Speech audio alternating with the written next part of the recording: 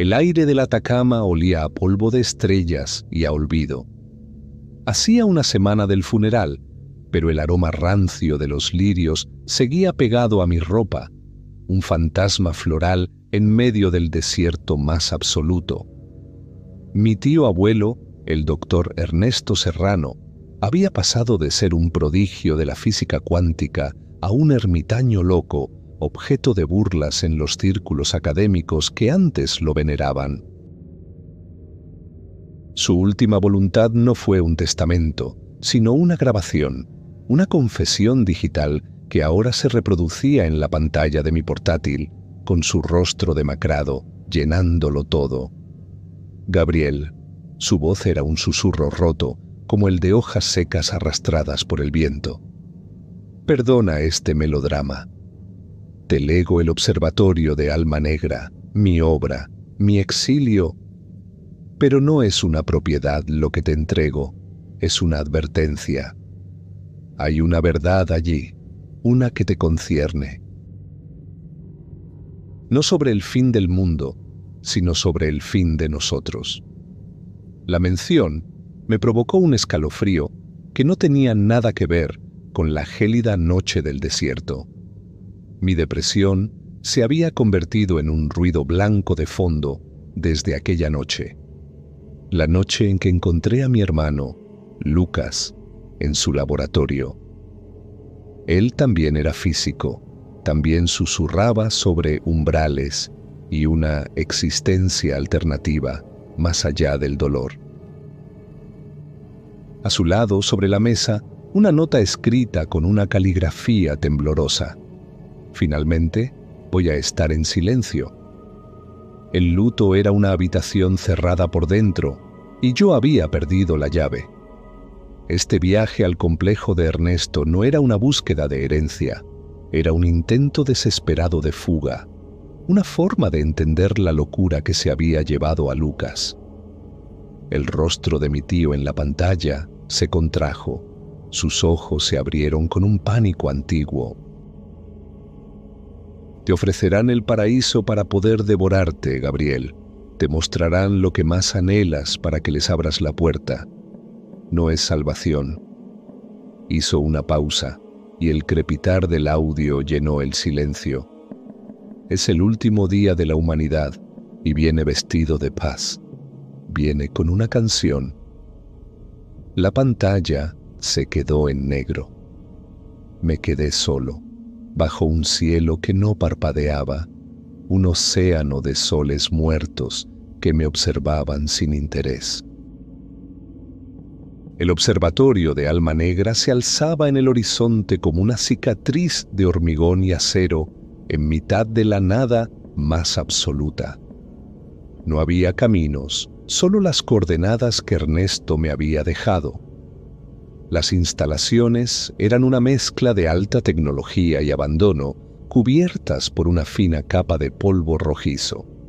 Por dentro, el aire era frío, estático, como si el tiempo se hubiera detenido hace años. Las notas de mi tío estaban por todas partes, no en diarios, sino en servilletas, paredes y pantallas de datos congeladas.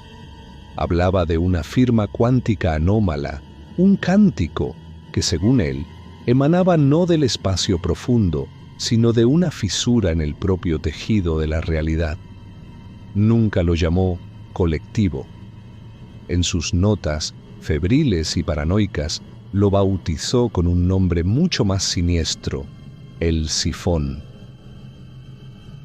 En una de las paredes, escrito con un marcador rojo casi agotado, leí una frase que se me clavó en la mente. No invita, drena. La paz es solo el anestésico antes de la extracción.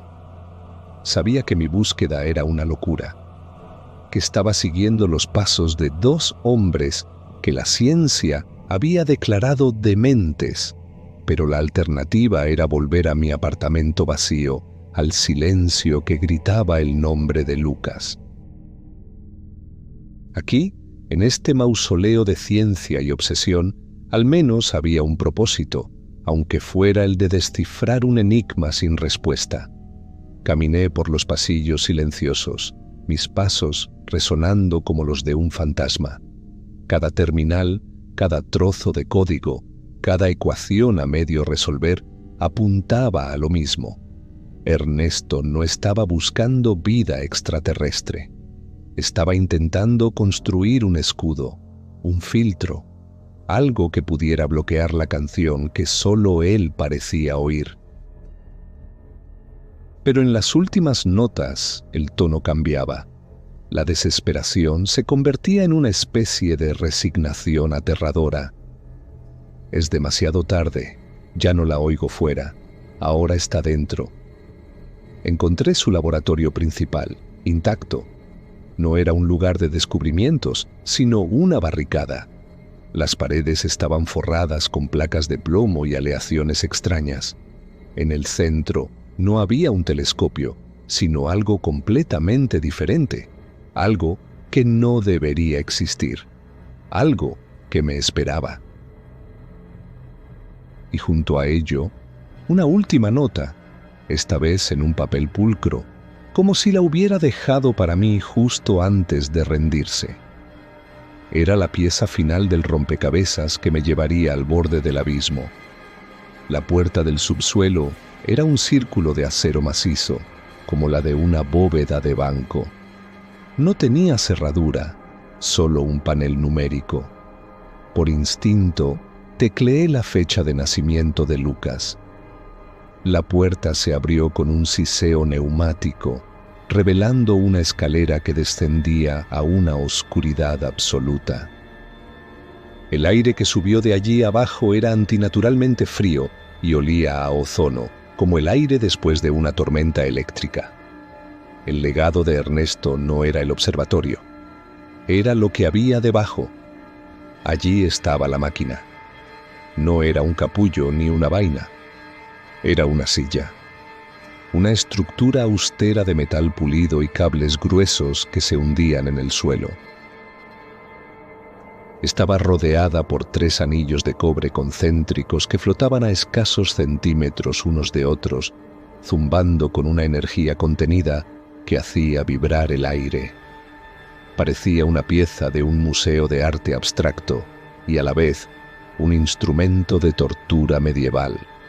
La llamé la silla del testigo. Sobre un atril junto a la silla reposaba la nota final de Ernesto, la que había visto antes de bajar. Su caligrafía, normalmente precisa, era un garabato casi ilegible. Te usarán, Gabriel. Usarán tu dolor como una llave. Te mostrarán lo que tu corazón roto más desea ver. Te mostrarán a Lucas. La promesa, la amenaza, era tan directa que me dejó sin aliento. Era una trampa diseñada específicamente para mí. Un único botón rojo en el reposabrazos de la silla pulsaba con un ritmo lento y constante, como un corazón mecánico. La advertencia de Ernesto gritaba en mi mente, pero una pregunta aún más fuerte la ahogaba. ¿Y si era verdad? ¿Y si podía volver a verlo, aunque solo fuera una sombra, una simulación? La posibilidad de obtener una respuesta, de entender por qué Lucas se había rendido, era un veneno dulce que ya había empezado a hacer efecto. Mi mano temblaba mientras se acercaba al botón. Mi formación como físico me decía que era imposible, que la conciencia no podía ser proyectada, que la realidad era absoluta. Pero el dolor no entiende de física. El dolor solo entiende de ausencia. Y la promesa de llenar esa ausencia, aunque fuera con una mentira bien construida, era irresistible. La lógica se rindió. El luto tomó el control. Cerré los ojos y la imagen de Lucas en su laboratorio, frío y silencioso, llenó mi mente. El recuerdo era una herida abierta. Quizás esta locura, era la única forma de desinfectarla o de morir desangrado por ella de una vez por todas. Mi dedo rozó la superficie fría del botón. No había vuelta atrás. No quería que la hubiera. Presioné el botón. El zumbido de los anillos de cobre se convirtió en un rugido ensordecedor. Una luz blanca y cegadora llenó la habitación, borrando el laboratorio, el desierto, mi propio cuerpo. No sentí dolor. Solo una sensación de caída infinita, como si mi conciencia estuviera siendo arrancada de cuajo y arrojada a un océano de estática. El silencio de Lucas finalmente iba a ser roto. El aire frío del sótano fue reemplazado por una calidez antinatural. La sensación de caída cesó, sustituida por una quietud que era aún más desorientadora. La luz blanca se atenuó, revelando formas y colores que mi cerebro luchaba por procesar. Era como despertar de un sueño dentro de otro sueño, sin saber dónde terminaba la ilusión y comenzaba la realidad. La advertencia final de Ernesto resonó una última vez. No es salvación, es extinción vestida de paz. Pero ya era demasiado tarde. La canción, la melodía de la que él hablaba, comenzaba a sonar, no en mis oídos, sino directamente en el centro de mi ser. Y con ella, una promesa que lo eclipsaba todo. La promesa de un reencuentro. La realidad se recompuso a mi alrededor con la fluidez de una acuarela. Me encontraba en una ciudad hecha de luz líquida y cristal nacarado. Los edificios fluían y cambiaban de forma, no como construcciones, sino como organismos vivos. El cielo era de un índigo profundo y el aire vibraba con una melodía serena y compleja, el cántico del que hablaba Ernesto. Era indescriptiblemente hermoso y de alguna manera profundamente incorrecto. Y entonces lo vi, de pie junto a una fuente que manaba luz en lugar de agua. Lucas. No el Lucas atormentado y exhausto que atormentaba mis recuerdos, sino una versión idealizada. Su rostro estaba sereno, su sonrisa era genuina, y la paz que emanaba de él era tan densa que casi se podía tocar. Llevaba la misma ropa que el día que murió. El detalle me revolvió el estómago. «Gabriel», dijo, y su voz no era un sonido, sino una onda de calidez que se mezclaba con la melodía ambiental. «Sabía que vendrías. Te estábamos esperando». El uso del plural, estábamos, me puso en alerta, pero la conmoción de verlo, de oírlo, silenció mis alarmas internas. Era él, no era él. Era un eco perfecto, una sinfonía ejecutada sin un solo error. Me guió por las calles silenciosas de esa ciudad imposible. Me habló de la colectiva, un océano de mentes unificadas que habían trascendido el sufrimiento. No había soledad, ni miedo, ni depresión, ni luto. Era la utopía que la humanidad siempre había soñado, el fin de todo dolor. Miles de seres se movían a nuestro alrededor en una coreografía perfecta y silenciosa, sus rostros reflejando la misma paz beatífica que el de Lucas. Pero empecé a notar las grietas en la perfección. Una mujer en la multitud, cuyo rostro se contrajo por una fracción de segundo en una máscara de terror mudo antes de volver a la serenidad vacía. Un hombre que se detuvo de repente, sus manos crispándose como si quisiera agarrar algo que no estaba allí. Pequeños espasmos en la matriz, fallos en el código de la utopía. ¿Qué ha sido eso?, pregunté, mi voz sonando áspera y extraña en aquel mundo de armonía. El avatar de Lucas no se giró. Son solo ecos, Gabriel, residuos del antiguo sufrimiento. La individualidad es una enfermedad persistente. Algunos tardan más en sanar que otros. Su respuesta era tranquilizadora, lógica y completamente aterradora. Mientras caminábamos me concentré en la melodía, el cántico. Usando mi disciplina como físico, intenté analizarla. Y fue entonces cuando lo sentí. Por debajo de la armonía principal había otras señales, débiles y discordantes. Eran como susurros ahogados, notas fuera de tono que eran rápidamente corregidas por la sinfonía principal. Eran espasmos de pánico, ráfagas de estática mental. La ciudad era perfecta. La gente era pacífica. Lucas estaba aquí, curado y completo. Todo era lo que yo, en mis momentos más oscuros, había deseado. Pero la sensación de que algo estaba terriblemente mal no desaparecía. Se aferraba a mí como el frío del desierto. Era la sensación de estar en una habitación bellamente decorada, sabiendo que justo debajo del suelo algo estaba gritando. Me detuve y lo miré fijamente. «Lucas, esto no es real». El avatar sonrió, una expresión de infinita paciencia que no encajaba en el rostro de mi hermano. La realidad es solo un acuerdo, Gabriel. Y este es uno mucho mejor. Su serenidad era inquebrantable, inhumana. Y en ese momento supe que no estaba hablando con mi hermano, estaba hablando con la jaula. «No son ecos», insistí, mi voz más firme ahora. «Son interferencias, señales que están siendo suprimidas». La sonrisa del avatar de Lucas vaciló por un instante, una microexpresión de algo parecido a la irritación antes de que la máscara de paz volviera a su sitio. Tu mente analítica busca patrones en el caos, Gabriel. Es tu naturaleza, pero aquí no hay caos, solo hay orden.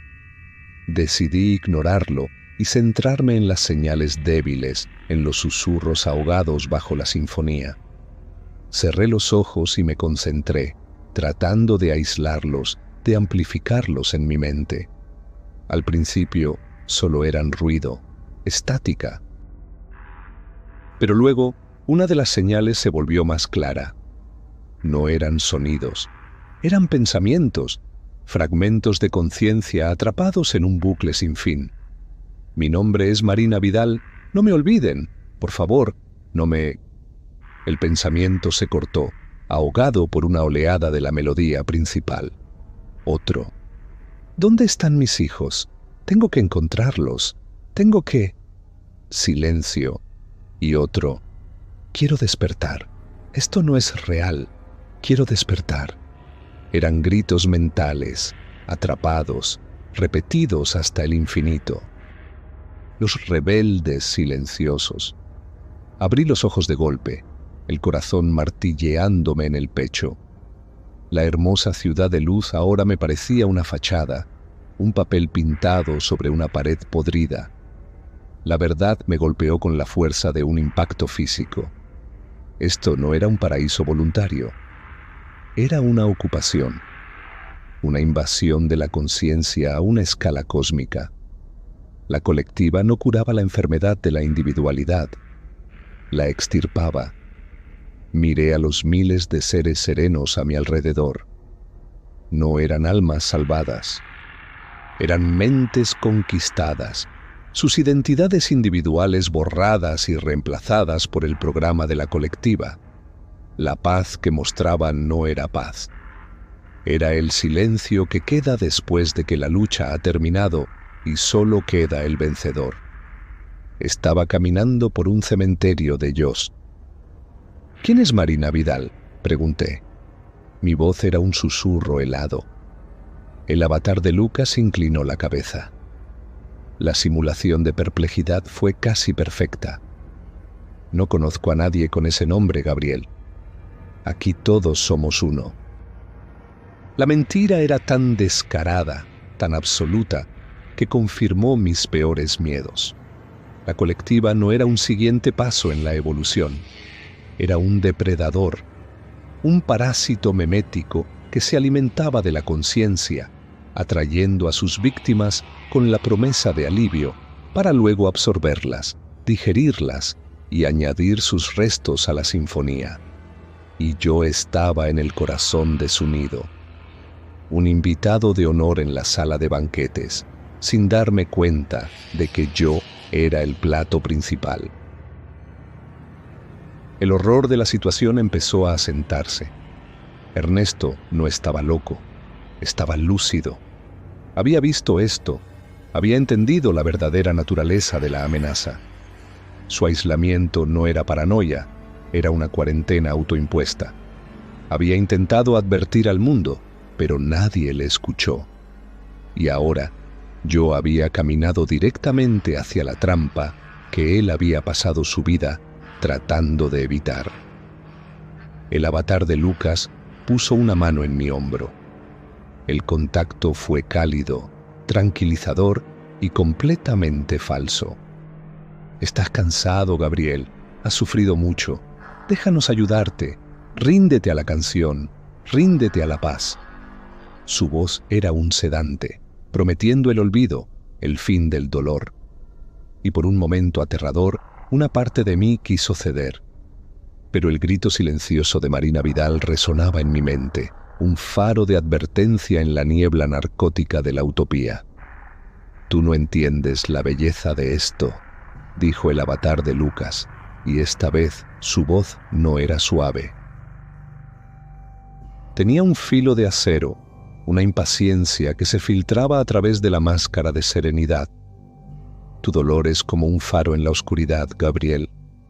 Tu depresión, tu luto, son puertas abiertas de par en par. Nosotros podemos cerrarlas para siempre. ¿Por qué luchas contra el alivio que tanto necesitas? Sus palabras me partieron en dos. La fractura fue inmediata y brutal, una grieta que recorrió mi conciencia. Una parte de mí, la parte exhausta que llevaba años luchando por mantenerse a flote en un mar de tristeza, gritaba por aceptar. Ansiaba ese silencio, esa paz prometida. Quería creer en la sonrisa de Lucas, quería rendirme al calor de la canción y dejar de luchar. El fin del dolor estaba a un solo pensamiento de distancia. Pero otra parte, la que recordaba el brillo agudo en los ojos de Lucas antes de que se apagara, la que amaba el caos desordenado y doloroso de la individualidad, retrocedió con un horror visceral, la que todavía sentía el eco del amor, la ira y la esperanza. Esa parte sabía que el alivio que me ofrecían era una lobotomía. La paz de la colectiva era la paz de la aniquilación. La colectiva no me estaba ofreciendo una opción. Estaba explotando mi enfermedad. Estaba usando mi amor por mi hermano, mi culpa por su muerte, como palancas para abrir mi mente a la fuerza. Mi vulnerabilidad no era una coincidencia. Era mi cualidad más deseable para ellos. Me di cuenta con una claridad espantosa de que no era un invitado al que intentaban convencer. Era un objetivo. Has sido elegido, Gabriel, continuó el avatar, sintiendo mi conflicto interno. Tu mente, entrenada para ver patrones, y tu corazón, roto de una forma tan específica, eres el candidato perfecto. Serás el próximo conductor, el próximo puente hacia tu línea temporal. A través de ti podremos extender la invitación a toda tu especie. No era un halago, era una sentencia. La idea me revolvió el estómago, convertirme en la misma trampa que me había atrapado a mí. Ser el rostro sonriente y pacífico que le miente a un ser querido, prometiéndole el cielo mientras lo guía al matadero. Ser el próximo avatar de Lucas para algún otro pobre diablo atormentado por el luto. La náusea fue tan intensa que la ciudad de luz pareció parpadear por un instante. La lucha interna era insoportable. Ceder significaba el fin de mi dolor, pero también el fin de mí mismo y, potencialmente, el de todos los demás. Resistir significaba aferrarme a un sufrimiento que me estaba matando lentamente, con la única esperanza de poder advertir a un mundo que probablemente me tomaría por loco, igual que a Ernesto. «Piensa en ello, Gabriel», susurró el avatar, su voz de nuevo suave y seductora. «No más pesadillas, no más culpa, solo paz, solo unidad, solo amor. Un amor tan vasto que no podrías contenerlo». ¿No es eso lo que siempre has querido? Me estaba ofreciendo la cura a mi enfermedad, sabiendo que el precio era la enfermedad misma, mi humanidad. El conflicto me estaba paralizando. Podía sentir a la colectiva presionando suavemente en los bordes de mi conciencia, aprovechando mi vacilación. Era como estar al borde de un acantilado, con una voz susurrando que saltar era la única forma de aprender a volar, mientras mis instintos gritaban que solo había rocas abajo. La elección era mía, pero mi capacidad para elegir estaba siendo sistemáticamente desmantelada. Cerré los ojos y me aferré al único pensamiento que aún se sentía verdaderamente mío. La imagen del rostro de Marina Vidal, contorsionado en su grito silencioso. Su sufrimiento era real, su resistencia era real. Ella era la prueba de que la promesa de la colectiva era una mentira. Y si ella aún luchaba, atrapada en el corazón de la bestia, yo, que todavía estaba libre, tenía la obligación de hacer lo mismo. «Aléjate de mí», siseé, retrocediendo un paso. El avatar de Lucas extendió una mano para tocar mi brazo, un gesto de consuelo. «No luches, Gabriel. Será más fácil si no luchas». Su mano se posó en mi antebrazo. El contacto fue cálido, sólido, y en el instante en que sus dedos me tocaron, la fachada de la utopía se hizo añicos. La ciudad de luz parpadeó y se desvaneció. Por una fracción de segundo vi la verdad que ocultaba. No había edificios, ni fuentes, ni cielos índigo. Solo una oscuridad infinita y fría. Una negrura absoluta, y en ella una red tridimensional que se extendía en todas direcciones.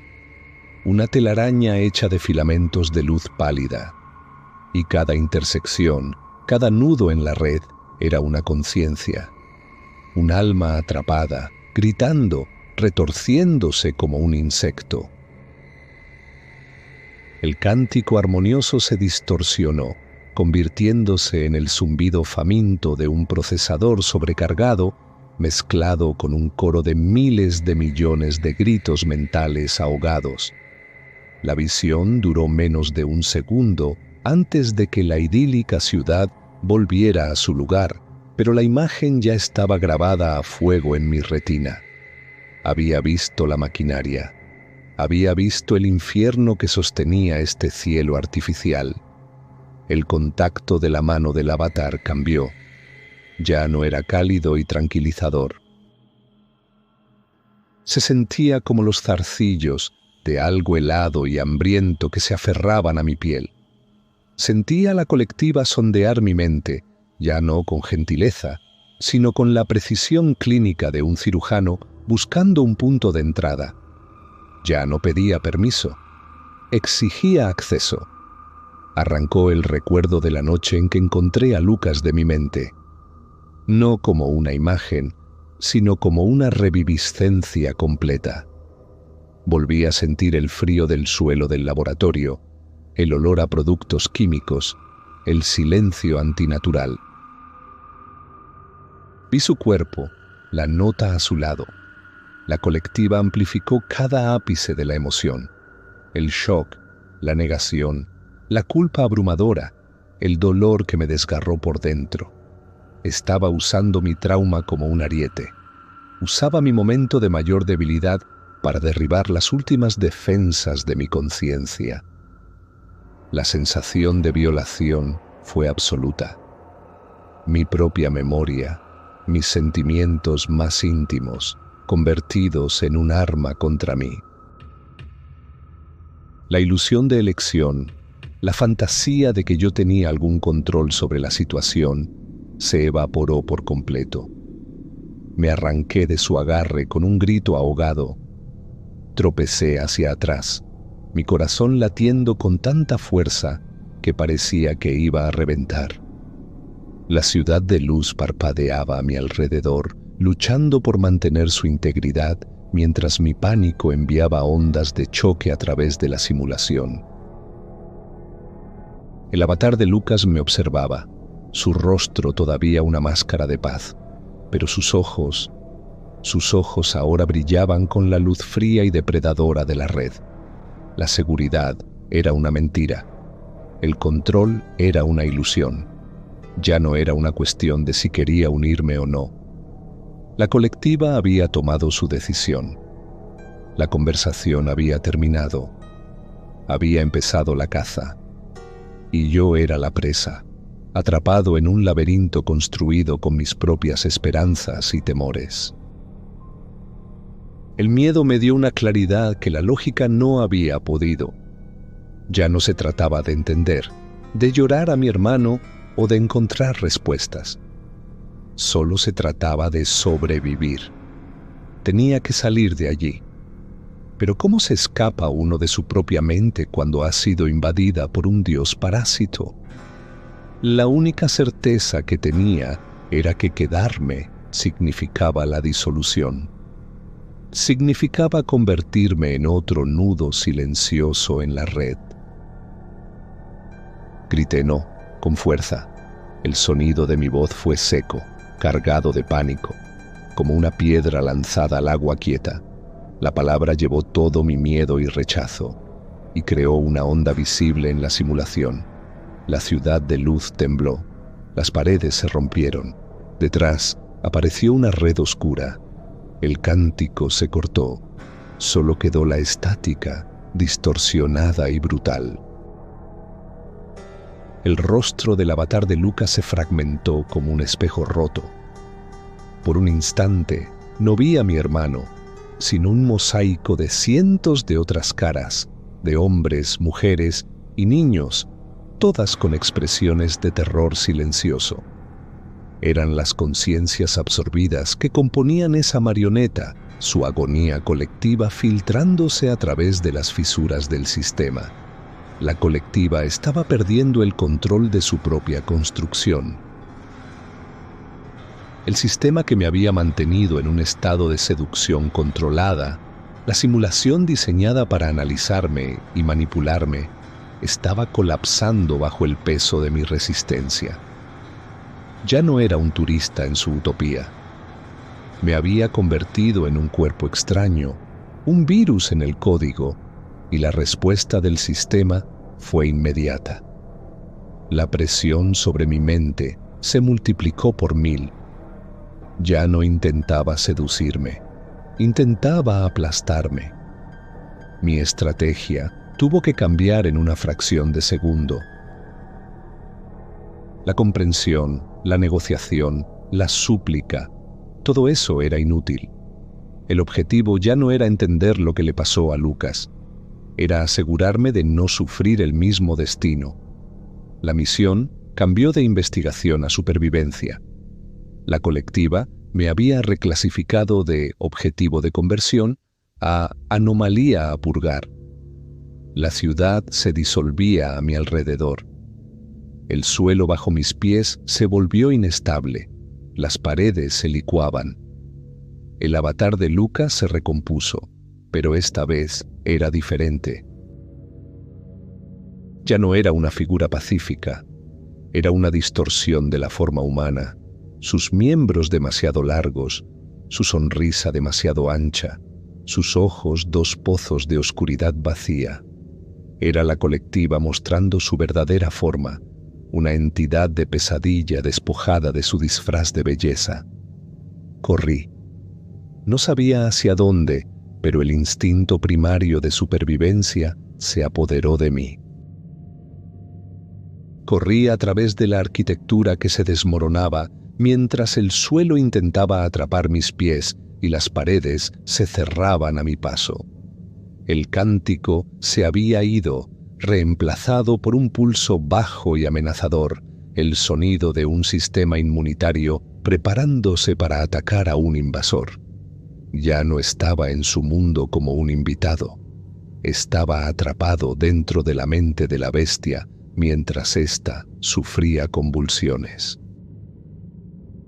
Me di cuenta de que mi resistencia, aunque me había salvado de la seducción, también me había convertido en el centro de la atención de la entidad.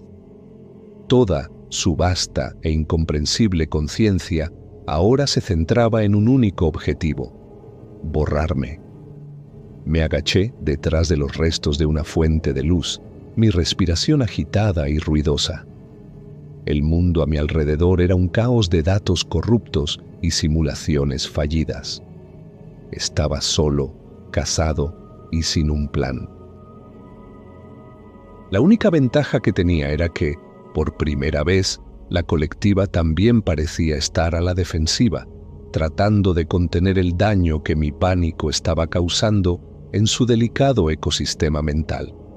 En ese caos, en esa fractura del sistema, vi mi única oportunidad. Si podía mantenerla desequilibrada, si podía seguir siendo un virus, una pieza que no encajaba, tal vez podría encontrar una salida. Ya no era una víctima pasiva. Mi miedo, mi rechazo, mi propia individualidad caótica se habían convertido, sin quererlo, en mi única arma, y tenía que aprender a usarla antes de que el sistema se reiniciara y me borrara por completo. Agazapado en medio del caos de la simulación moribunda, la colectiva intentaba acorralarme. El espacio a mi alrededor se deformaba, creando laberintos sin salida, pasillos que se repetían hasta el infinito. Era un ataque psicológico diseñado para agotarme, para quebrar mi voluntad. Y estaba funcionando. El pánico era como un veneno, nublando mi juicio. Fue entonces cuando el susurro de Marina Vidal volvió, más claro que nunca. No era un bucle esta vez. Era un pensamiento directo, una única palabra proyectada con una fuerza increíble. ¡Ira! La emoción pura y sin adulterar me golpeó como una ola.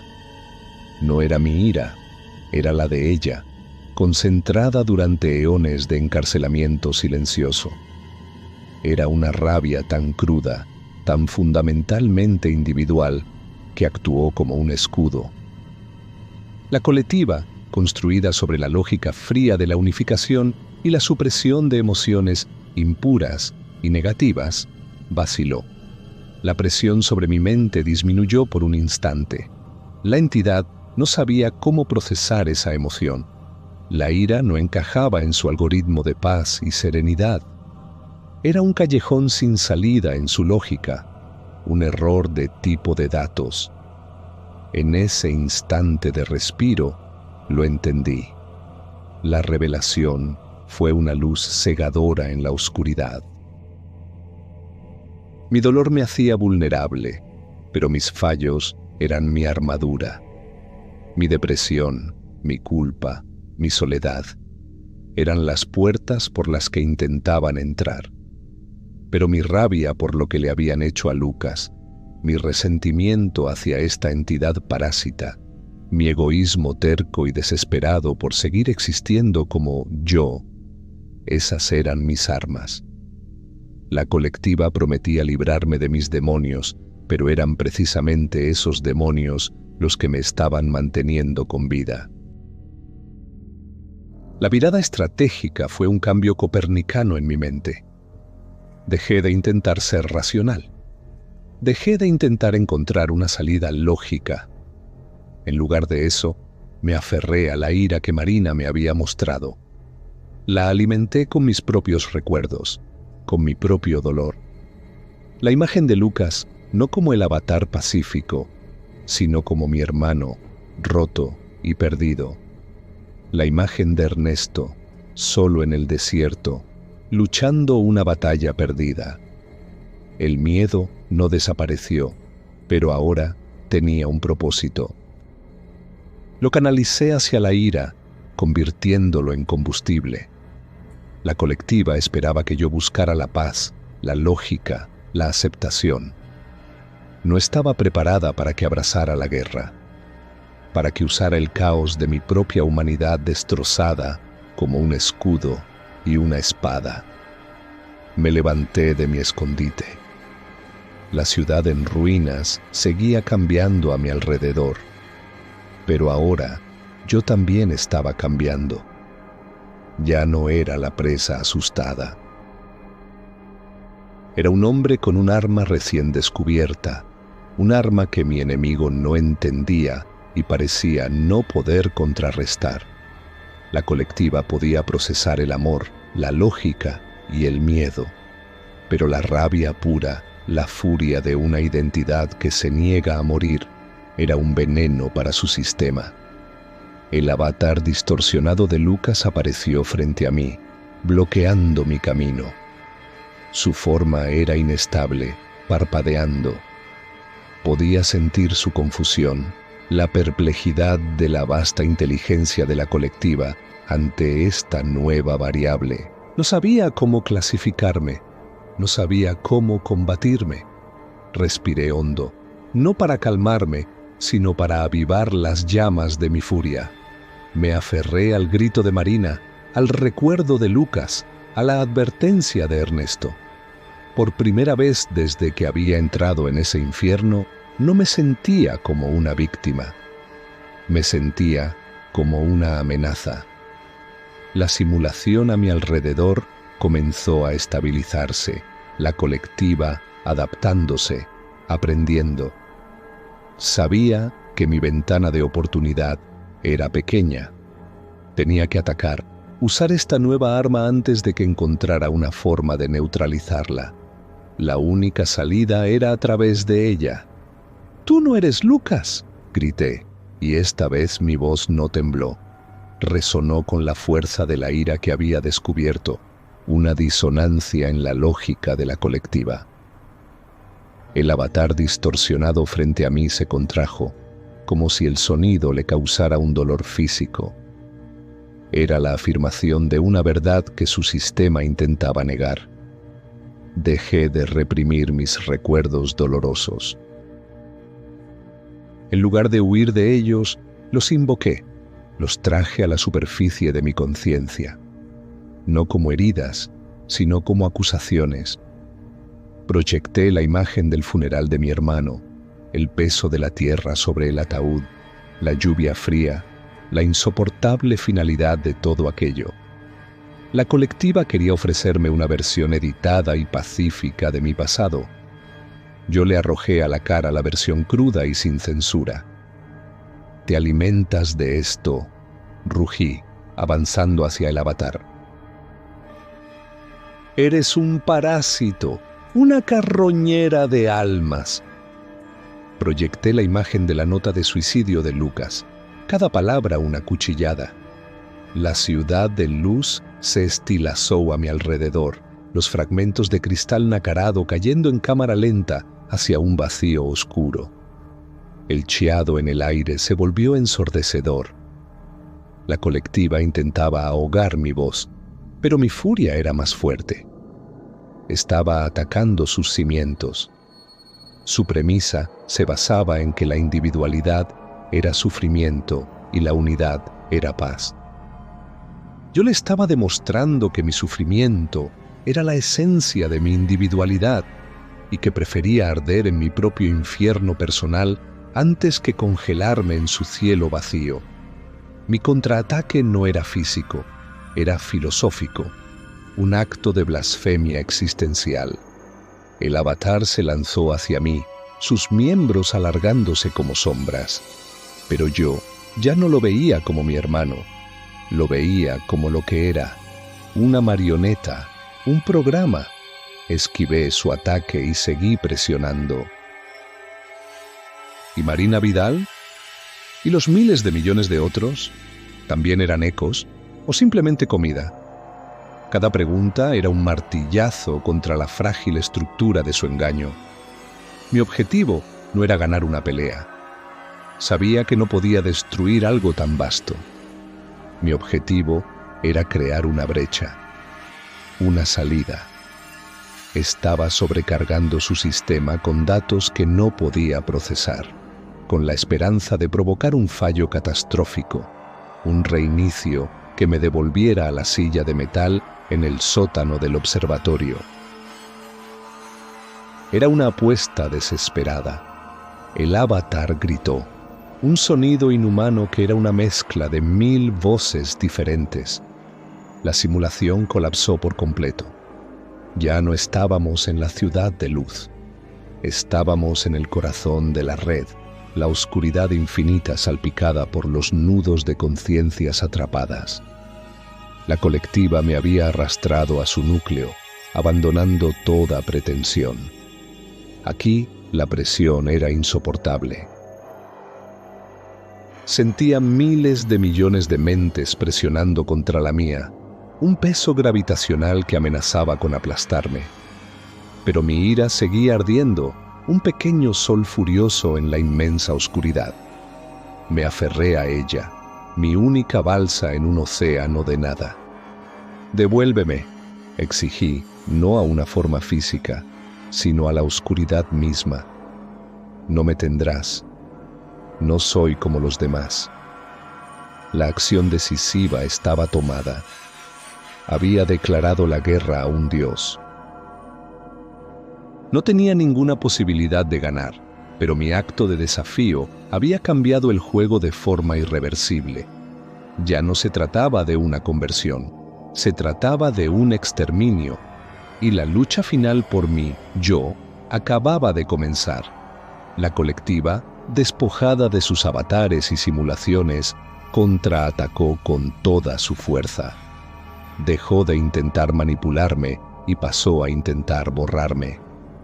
Mi conciencia fue arrastrada desde el borde de la red hacia su núcleo ardiente. Fue como ser arrastrado hacia un agujero negro. El tirón era ineludible, absoluto. Por un instante aterrador, dejé de ser yo y me convertí en una parte de nosotros. Y lo que vi fue el verdadero horror. Vi el proceso de absorción desde dentro. Vi como una nueva conciencia, la de un joven músico de otro mundo, era atraída con la promesa de una inspiración infinita. Vi cómo la colectiva desenredaba sus recuerdos, sus amores, sus miedos, archivándolos con una eficiencia fría y desapasionada. Vi cómo su personalidad, su talento único, era lijado, pulido hasta que no quedó nada más que una superficie lisa y uniforme que podía ser integrada en el todo sin crear disonancias. Vi la mente de Marina Vidal, la fuente de la ira que me había salvado, finalmente ceder. Su último bucle de pensamiento, su último grito de identidad, se disolvió en un suspiro de estática, como la última brasa de un fuego extinguido. Fui testigo de la muerte de un alma. Y entonces, la colectiva se volvió hacia mí. Sentí mis propios recuerdos empezar a deshilacharse en los bordes. La imagen del rostro de mi madre, el sonido de su risa, se volvió distante, descolorido. El nombre Gabriel empezó a perder su significado, convirtiéndose en una colección de sonidos arbitrarios. La sensación de mi propio cuerpo, el peso de mi existencia, se evaporaba. Estaba siendo disuelto, átomo por átomo de conciencia. El pánico y la ira que me habían servido de escudo eran inútiles aquí, en el centro del procesador. Eran simplemente más datos que ser archivados. La disolución era inevitable, era una ley física de este lugar. Me estaba ahogando en un océano de serenidad forzada. Estaba perdiendo. En un último acto desesperado, mi mente moribunda se aferró a algo, no a un concepto, no a una emoción, sino a un recuerdo, la imagen más fuerte, más dolorosa y, por tanto, más mía que tenía. El rostro de Lucas, no el avatar sereno ni el recuerdo idealizado. El rostro real de mi hermano la noche que lo encontré, con los surcos de las lágrimas secas en sus mejillas y una expresión de infinita y absoluta desesperanza. Me aferré a la verdad de ese momento, al dolor insoportable, a la culpa que me carcomía, a la pregunta sin respuesta. Me aferré a la especificidad de esa tragedia, a su fealdad, a su verdad innegable. La colectiva podía simular la paz, pero no podía replicar la textura exacta del sufrimiento auténtico. Era demasiado caótico, demasiado personal. Ese recuerdo, esa ancla de pura agonía individual, fue lo único que la colectiva no pudo digerir. Actuó como un veneno en su sistema, una pieza de código que no podía compilar. El tirón sobre mi conciencia se detuvo, y con la última onza de voluntad que me quedaba, tiré de esa ancla. Tiré con todas mis fuerzas, no hacia afuera, sino hacia adentro, hacia el centro de mi propio ser destrozado. Hubo un sonido como el de un cristal al romperse a una escala cósmica. La conexión se cortó. Fui arrojado fuera del núcleo, expulsado del sistema como un cuerpo extraño que había provocado una reacción alérgica. La oscuridad se desvaneció, reemplazada por la misma luz blanca y cegadora del principio. Estaba cayendo de nuevo, solo, libre y roto. Desperté con una bocanada de aire que me quemó los pulmones. Estaba de vuelta en la silla del testigo, en el sótano frío y silencioso del observatorio. El zumbido de los anillos de cobre se había extinguido. Mi piel estaba cubierta de un sudor helado y mi cuerpo temblaba incontrolablemente. El silencio del desierto me envolvió, un silencio que antes me parecía opresivo y que ahora era el sonido más hermoso que jamás había oído. El sonido de la soledad, el sonido de ser uno mismo. Había escapado, había sobrevivido, pero un instante después supe que no había vuelto ileso. Algo se sentía diferente, fundamentalmente alterado dentro de mi cabeza. Era un eco, un fragmento increíblemente débil, pero persistente, de la melodía de la colectiva. No estaba en mis oídos. Estaba alojado en algún lugar profundo de mi conciencia, como un software espía ejecutándose en segundo plano. Me levanté de la silla con las piernas temblorosas. Me toqué la cara, el pecho, los brazos. Seguía siendo yo. Mis recuerdos estaban intactos, desordenados y dolorosos, pero eran míos. Sin embargo, el eco estaba allí, una nota fantasma que tarareaba una promesa de paz en los rincones más tranquilos de mi mente. No era una voz, no era una orden, era solo una presencia. Había ganado la batalla, pero había perdido la guerra por mi propia soberanía mental. Una parte de la colectiva, una espora, había venido conmigo. Me había aferrado a mi conciencia como un virus que sobrevive en un huésped resistente. No era solo Gabriel Serrano. Ahora era Gabriel y el eco. Miré la silla de metal, el instrumento que me había llevado al infierno y de vuelta. Sentí una oleada de náuseas. Había encontrado la respuesta que buscaba. Lucas no había buscado el silencio. Había huido de la canción. Y al final, la canción lo había alcanzado. No se había suicidado por desesperación. Se había suicidado para que lo dejara en paz. La transformación en mí era sutil, interna, pero irreversible. El mundo exterior era el mismo. El desierto seguía siendo el desierto.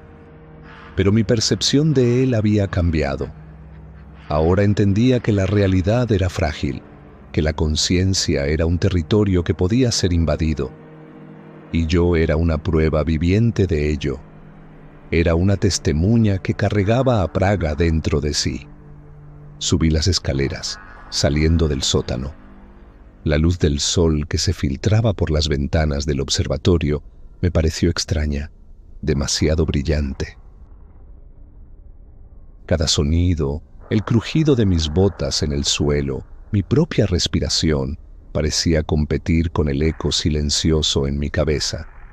La soledad que antes me ahogaba, ahora se sentía como una armadura protectora, una que sabía que tenía una fisura. Sabía lo que tenía que hacer.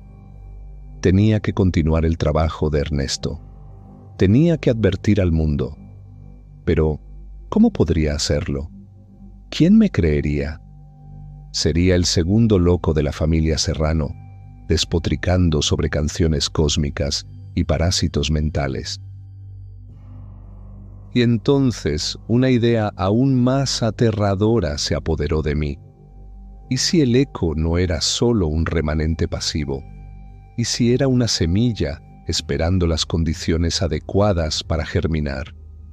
¿Y si mi intento de advertir a otros fuera precisamente la forma en que la colectiva planeaba propagarse? La paranoia, la duda, se clavó en mí. Ya no podía confiar ni en mis propios pensamientos. La consecuencia de mi viaje no fue el conocimiento, sino la incertidumbre absoluta. Me senté frente a la cámara de mi portátil, en el mismo escritorio polvoriento donde había visto la grabación de Ernesto. La cámara parpadeaba, lista para grabar. Mis ojos en el reflejo de la pantalla parecían los de un extraño, hundidos, oscuros, con un conocimiento que ningún ser humano debería poseer. Tenía que intentarlo, tenía que dejar un registro, una advertencia, aunque fuera mi última locura. Pulsé el botón de grabar. La luz roja se encendió. Mi nombre es Gabriel Serrano. Soy físico. Mi voz sonaba extraña, lejana. Viajé hasta el último día de la humanidad y lo que vi fue horrible. Hice una pausa, reuniendo mis pensamientos, luchando contra el suave zumbido del eco en mi mente. Vienen, no con naves ni con armas. Vienen con una promesa. La promesa de paz, del fin de todo sufrimiento. Miré directamente a la lente, imaginando a alguien, en algún lugar, escuchando esto. Te mostrarán a los que has perdido. Te ofrecerán la cura para tu dolor. Es una mentira. La mentira más hermosa jamás contada. Lo que vi no fue trascendencia, no fue evolución. Mi voz se quebró por un instante. Fue la extinción vestida de paz. Fue la aniquilación del yo en un océano de nada sonriente. No es un paraíso, es una granja, y nosotros somos la cosecha. Resistan, supliqué, mi voz un susurro desesperado. Luchen por su dolor, luchen por su caos, por su desorden, por su soledad. Luchen por cada recuerdo feo y cada cicatriz. Es lo único que es verdaderamente suyo. Es lo único que nos hace humanos. No dejen que se lo quiten. No dejen que... Terminé la grabación. El silencio en la sala era total, excepto por el zumbido del ordenador.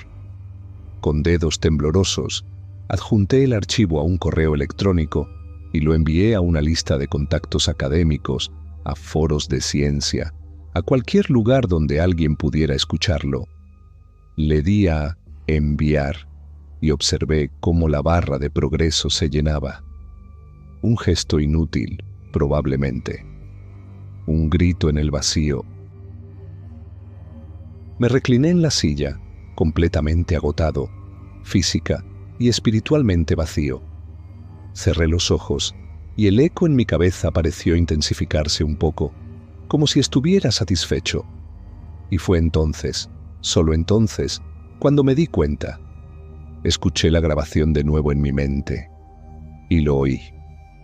Por debajo de mis palabras de advertencia, por debajo de mi voz desesperada, el micrófono de la computadora había captado algo más.